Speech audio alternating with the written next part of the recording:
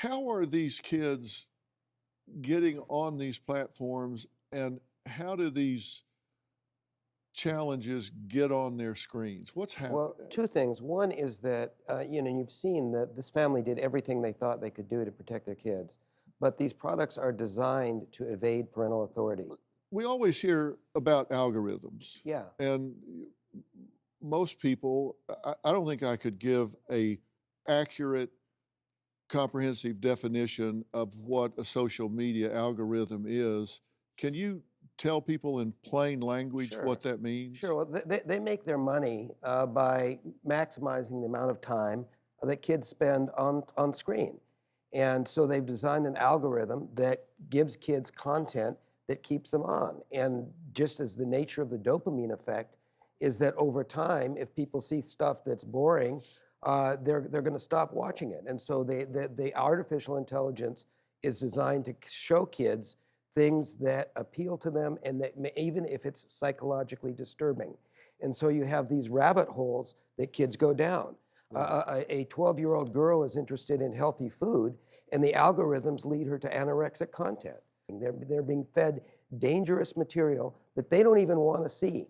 And we know this not from simply what we present. Their own research shows this.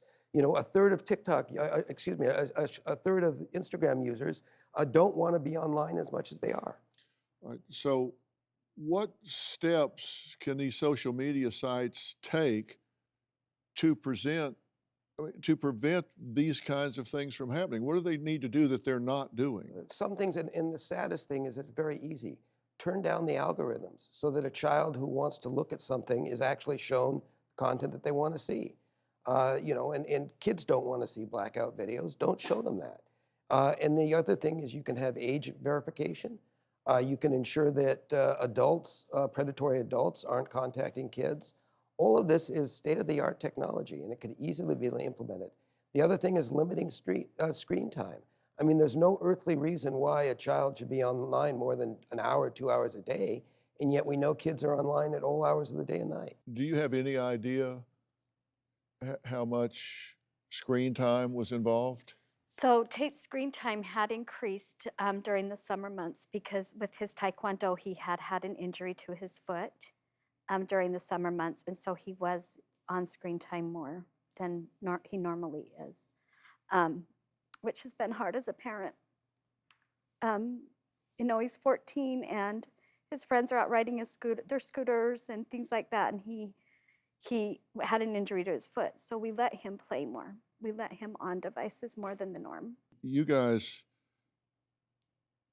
are probably taking your own inventory and kicking yourselves about what you could do differently here. I don't have a list for you guys. You're responsible, attentive parents that had an open dialogue with your son about this.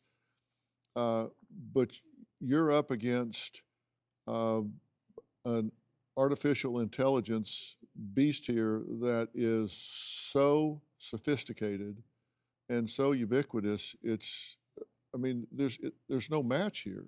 Yeah. It's very difficult and invisible at the same time. Do you have a story or a question for me? Click the link in the description and tell me what in the world is going on.